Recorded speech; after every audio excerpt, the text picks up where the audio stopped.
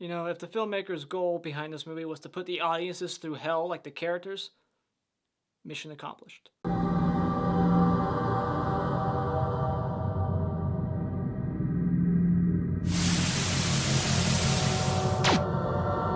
What's going on, my fellow Cenobites? It's time to review another Hellraiser movie, and this week we are going over Hellraiser 2, Hellbound, the original title to the first movie. And now this one is directed by Tony Randel, who was a supervising production person on the first one. He was behind the scenes, and now this is like his first directing job. And yeah, that's never really a good thing. Sometimes it works, sometimes it's bad. And I think this is one of those cases because the direction is all over the place. But that's also helped by Peter Atkins' crappy job as a writer, who went on to write Wishmaster, and I think Wishmaster 3, and a couple more of these Hellraiser movies supposedly. So we got bad direction by a director and bad writing by this awful writer, Peter Atkins. Can you tell where this review is going? Is it going in the good side or bad side? How do you think I like this movie? Did I like it or not? Find out. Stick around. This movie once again stars Doug Bradley. I almost said that backwards. Doug Bradley as Pinhead, and we got the return of Ashley Laurence as Kirsty, and the return of Claire Higgins as the not so beautiful but supposed to be beautiful Miss whatever her name is, Julia. See, I almost forgot. Movie's kind of forgettable. And this movie tells the story of holy shit. How do I say it? This movie tells an incoherent story about Kirsty, who wants to get her dad back, and she needs the help of intern to get to crazy doctor's house, who is for some reason obsessed with this shit, the cubes and whatnot, and he has 3 of them, and then he falls in love with Julia like that. Julia plays him just like Frank played her, and the Cenobites arrive, and they don't want Julia like they wanted Frank. She never escaped them apparently, and Mute Girl's here, and she has a history that we don't know about, and she's for some reason so fucking genius when it comes to cubes. Just solves it like it's a fucking Rubik's Cube. That's impossible. But Crazy Doctor wants to be a Cenobite or just see the hell world, and Cenobites want to get revenge on Ashley, I guess, but they weren't intending on her to show up again, but she just kind of pops up because of Frank, and Frank somehow sends a message to Earth to trick her to come down there and do it. It's convenient as fuck, everything that lines up.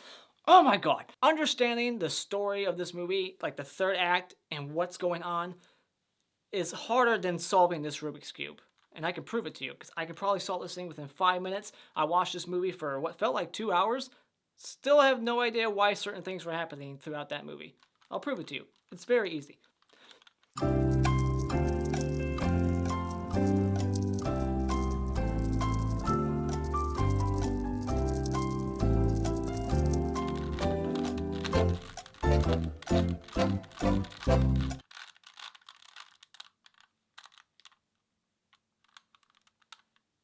See? But yeah, let's discuss this movie in this week's Horror Franchise Wednesday.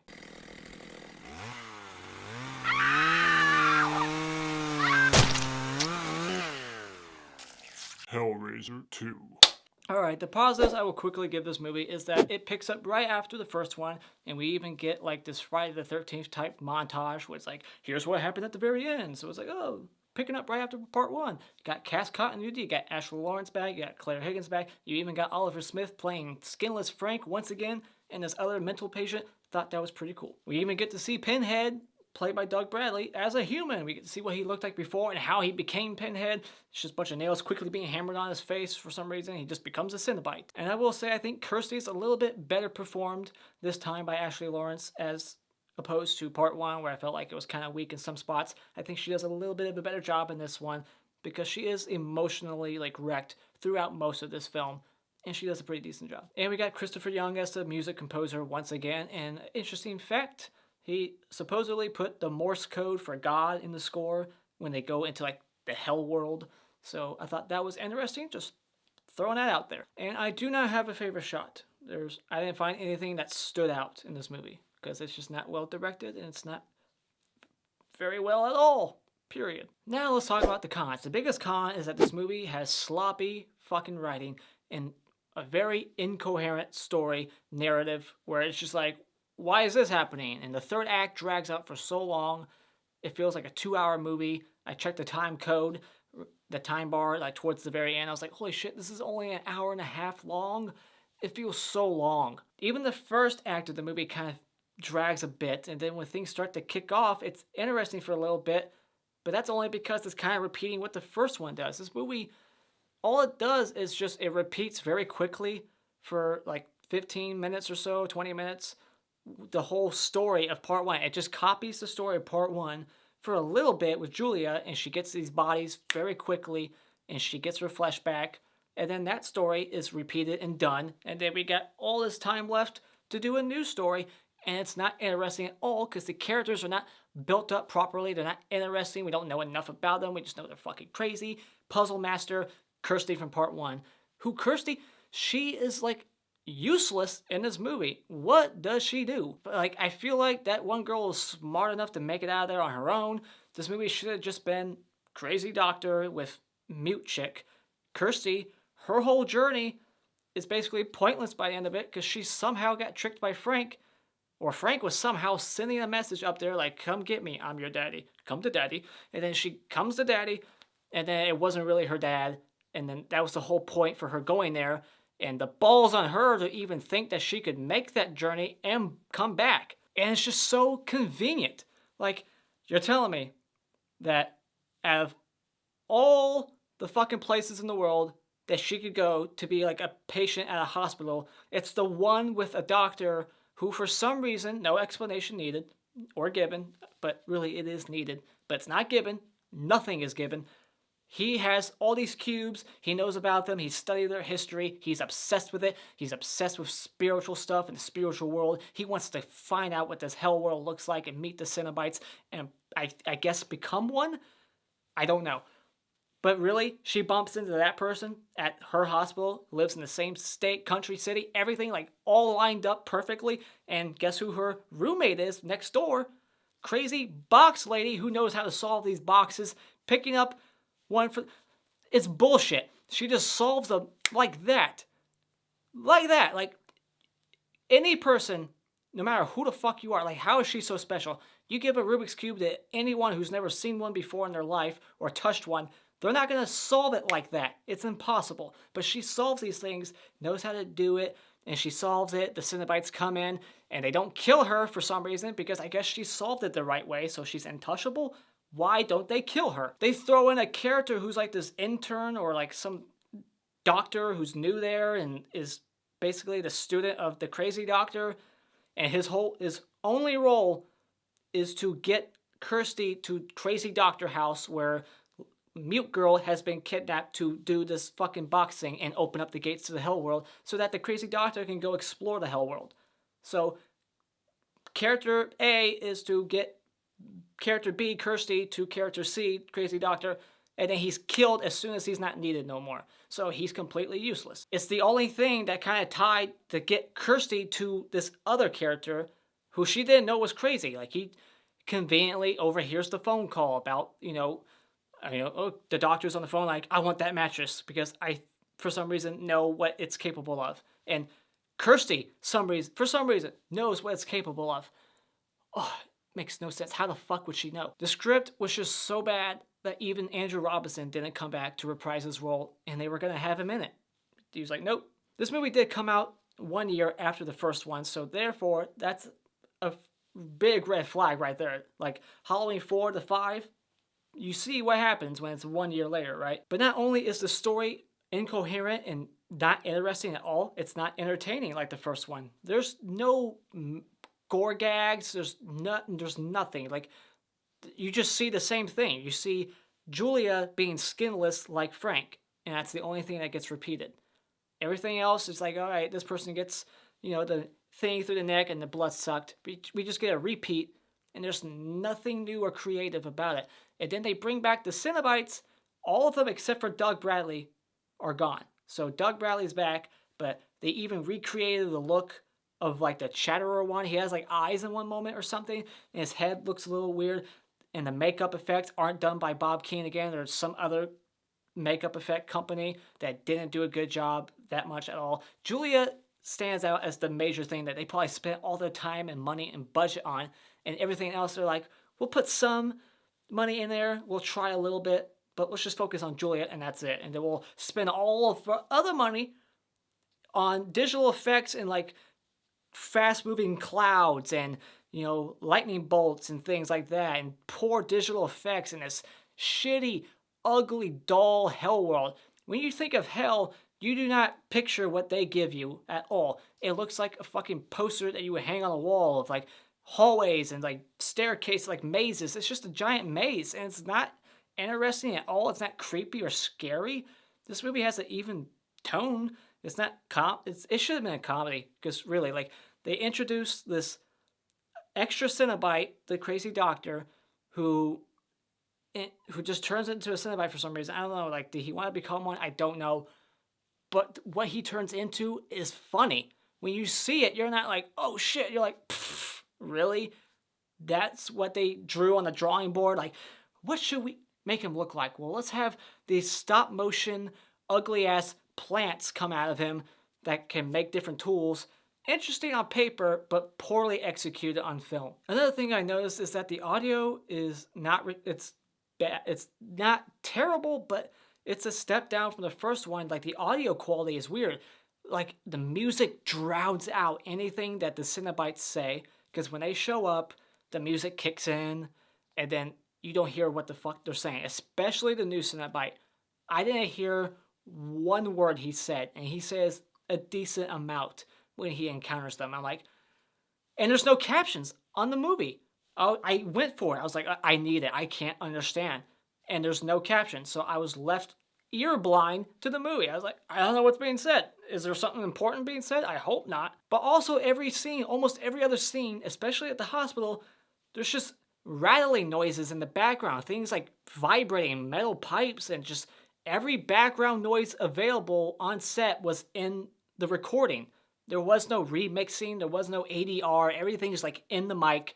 So like everything above it, you just hear shit rattling in the background, and it's annoying. It just caught my ear each time, and that's all I could think about. I was like, when's this noise gonna stop? It's pissing me off. But yeah, like, the only interesting character is the crazy doc, but I don't understand his character. I don't get his drive, his passion. I don't know anything about him other than he's a crazy doctor. He studied this shit for reasons that we will never know. So it's like, why? How did he get these boxes? Like, there's shit there that is interesting on the surface, where you want them to dig it up and like find some source material out there and then bring it onto film and give you the explanation, give you that character study, tell you who he is, and give him a fucking reason, a motivation behind what the fuck he's doing. Like, why? There's no reason. He's just like a brain surgeon. That makes him want to explore the hell world. And then we get this mute girl named Tiffany, who's used to open up the hell world, and that's really her only sole purpose in the film, story-wise. Because other than that, I don't know shit about her. They give you these couple of flashbacks, but they're the same flashback each time. It's the same thing being repeated. Her mom, she's remembering her mom, and her mom gave her away. Like, help my daughter. Help her with what? What exactly is wrong with her? She's smart, because she sure as hell solved this thing very quickly with no explanation. She's like, I know it. Dude, picked it up first time. I know how to solve it. And she's mute like Danielle Harris in Halloween 5 throughout 80% of the movie, and then just starts talking. And I thought she was mute, because they show you like these. There's also these weird flash like scenes of a baby with its lips stitched shut. So I thought that was like resembling her because she's mute, but apparently she's not mute. She can talk. She's just another character that is kind of interesting, because you're like, okay, she's smart. There's something there, but they're not giving us the full story. They're just like, let's just focus on crazy shit happening here and there because it's just crazy. Let's just be Midsommar. It reminded me of Midsommar. It's just like, let's have crazy things happen, and people will just remember it because it was crazy thing here, crazy things here. And it's just, whoa, look how crazy this movie is. It's weird stuff happening, but no character development, no story really here to grab onto, and nothing interesting at all. This movie had a lower budget, I think, than the first one. You got flimsy props, like when a character gets like shut up against a wall, the wall will like vibrate or like move, and it looks like it's supposed to be concrete. Concrete walls don't wobble. And my final negative will be that Pinhead doesn't have any iconic lines. He has like 3 of them in the first one. zero here. The only one that kind of caught my ear, and I was like, well, that's okay, that's all right, was when he was like, you know, if you trick us again, whatever your face is, we'll give you pain that is legendary, even in hell. I was like, that's all right. But other than that, there's nothing memorable from Pinhead. So final thoughts, this movie was just a horrible mess when it came to story and script. The characters, they're there, but they're not interesting. There's nothing really there. You feel like there is, but they don't show it. They don't build these characters up. You don't give a fuck about any of them. They bring back Julia. For what reason? Why?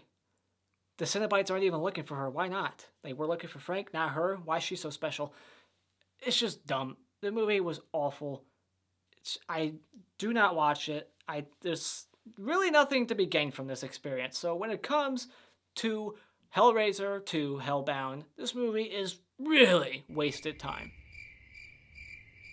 The clap award for best scene will go to Julia's resurrection. It's the only thing that kind of has that Hellraiser 1 vibe. And the hottest chick is, once again, Kirsty. Everyone else was a mental patient. Alright, let's move into the spoiler discussion. Let's dive into this crappy film and explain why it really is so bad. So movie starts with the end recap of the first one. We get all the scenes. We see Frank get killed again with all the hooks, except this time, unlike the first one, the MPAA didn't cut it as much, and we actually see his head split open. So for like a couple of extra frames. So I like that. And then the movie opens with the shot of a radio, and we got Doug Bradley, who's turning into Pinhead. He's got like a Jumanji cap in the background. And I think it opens with a radio shot because, interesting fact, not really that interesting, Tony Randel, the director, is a licensed amateur radio operator person. So that's why he opened up on a radio. If that was a radio, I have no idea if it really was. It looked like one. It sounded like one. But yeah, I like that we get to see Doug Bradley become Pinhead, even if it is shot weird and it just looks dumb because you got like these weird lizard, snake fucking things quickly hammering his head. Like, I don't know, it just looks weird.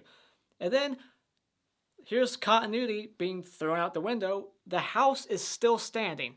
For this script, that's horrible to work. The house is standing. It's never been burnt. Julia's no longer on the bed, and the bed's no longer sitting where it used to be. It's up against the wall.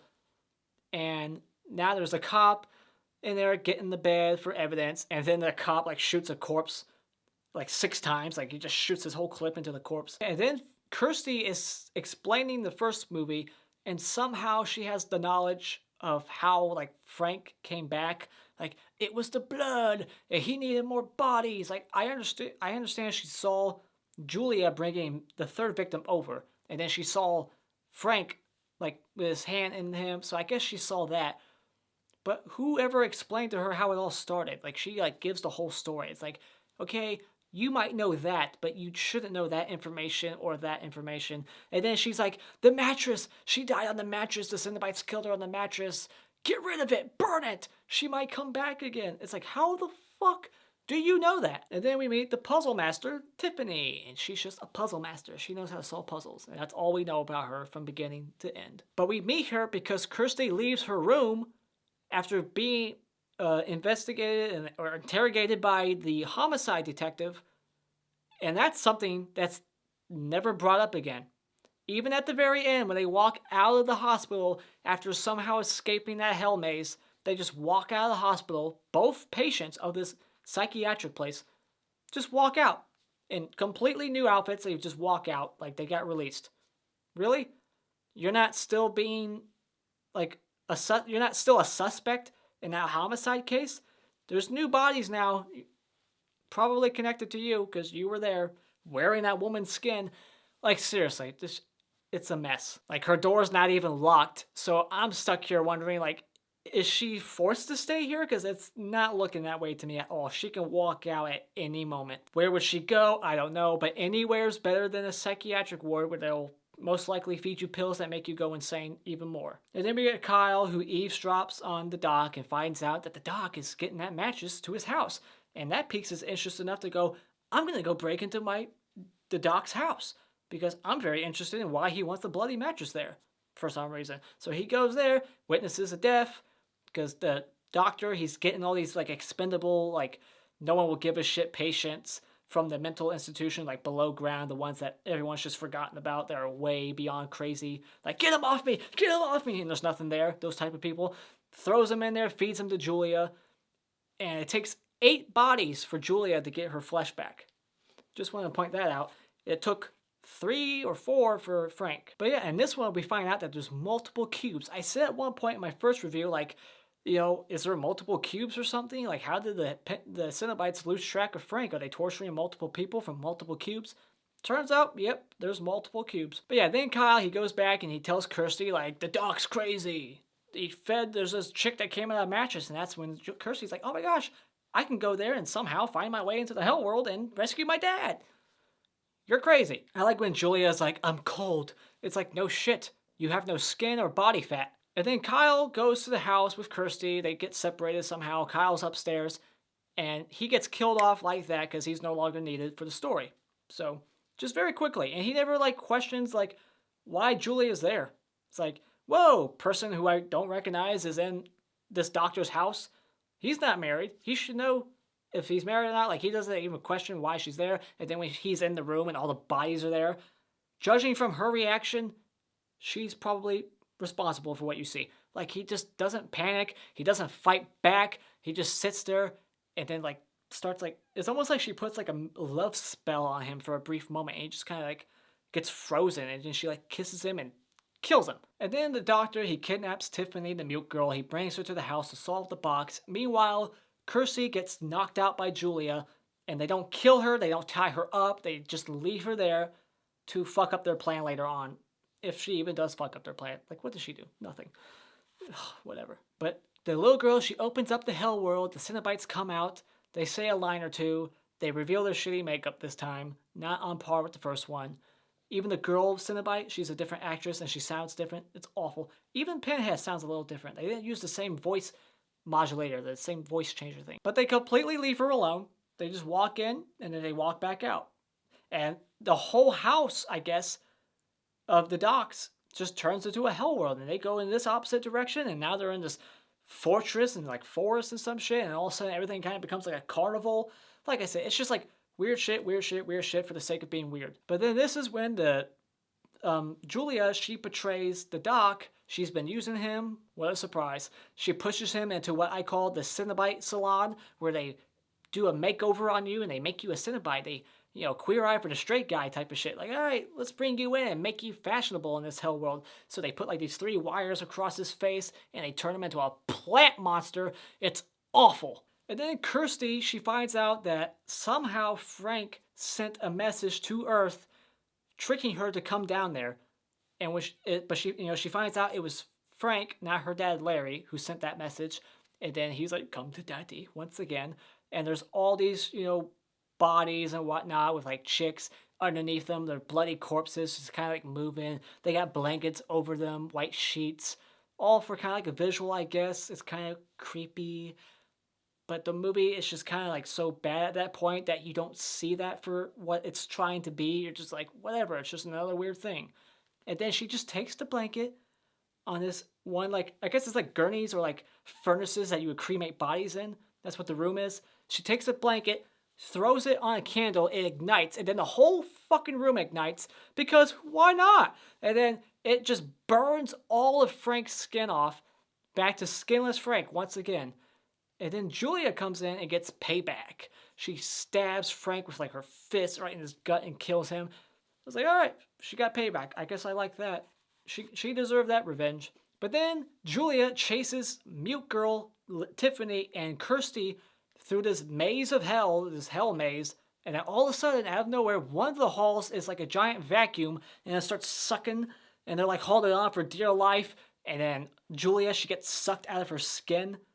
And just, again, like, why is this happening? What for? What's the purpose? To get rid of Julia? Oh, I know what it's for. So that Kirsty can put on Julia's skin later to trick the bad Cenobite. It's just bad writing. Like, it's just random shit. Here it is. You could have wrote your way around that. You could have just had her kill the bad Cenobite without becoming Leatherface at the end. It's just dumb. And the fact that all that skin, she quickly, not only the skin, but the outfit too, she like quickly changes into Julia and it fits her perfectly. Bullshit. That's not even your mom. You do not have the same bone structure in your face. And then at some point, Kirsty's apologizing to the mute chick.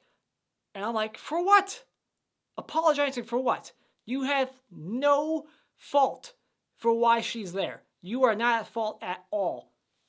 I'm sorry. I'm so sorry. What did I do? I'm sorry no matter what. And then Kirsty, she convinces the Cenobites not to kill her by simply telling them that they were once human too. And she shows him a picture, Doug Bradley, of his former self. And he's like, I remember. And then he gets killed by the other Cenobite. And like, I'm interested to see if he was fucking with her. Like, was he going to kill her? But they all, like, in unison are like, oh my gosh, you're right. We were human. Well, fuck our duties. I quit. But yeah, the new Cenobite 2.0 comes in. The plant monster kills them all, making them all revert back to their human self. Because why not? Inexplicably, everything is inexplicable. That's the key word for this movie. Everything is just like, why not? No rhyme or reason. It's like, what, they're mortal now? They're fucking demons. You can kill these demons in their own world now? Okay. I guess it's only when Cenobites can only do damage to Cenobites. That's the rule. And then the Doc Cenobite, he just randomly gets killed by his own host that's holding onto his head. It's a gnarly effect. I like that. But instead of using blood, they use purple plant blood. It's just, why? They could have just used real blood. It's like, it just rips the top half of his head off. And again, inexplicable. Why? He shoots two things into the ground, and all of a sudden he can't get it back. And all of a sudden he's like, alright, well, screw you. You're no use no more. But yeah, then the genius girl, she solves the box. Fucking horrible looking god cube starts shooting white bluish balls everywhere, and none of them somehow hit the main two people, and they just escape this maze quickly and walk out of the hospital. Even though they're patients, no one stops them. Stupid. And then we get this little teaser ending that horror movies always do, where a mover goes into the Doc's house, the bloody mattress is there, he walks up to it, touches the blood, and all of a sudden a hand grabs up, pulls him halfway in, and he's just dead. And then all of a sudden that torture column that spins, that thing from the torture chamber, it just comes out of the ground. You got Pinhead's face, you got Julia's face, and then you got the cricket guy from the first movie who didn't need to be in that movie at all, if you ask me. He's there, and he's like, what's your pleasure, or something like that. And then it's over. Again, inexplicable. How is that happening? He didn't donate blood to it. Why is it still working? How did they escape that? Fuck you, Hellraiser 2. Fuck you. Alright, now the Mr. Hellworld for best kill will go to the Doc Cenobite who gets his head halfway ripped off by his own host. And the worst kill in this movie will go to, I don't know, everybody who died off camera in that freezer room. And those are my thoughts on Hellraiser 2. Holy shit. I thought this was supposed to be the one sequel that was just as good, if not better than the first one, or a top 5 of the franchise. Where is this journey going? Is it going to keep going downhill? Lord help me. But what are your thoughts on Hellraiser 2? Put your thoughts in the comments below. If you like what you've seen here, you can hit this like button to show your support, and you can become a subscriber today just by clicking on my cartoon face in about 5 seconds. And until next time, auf Wiedersehen.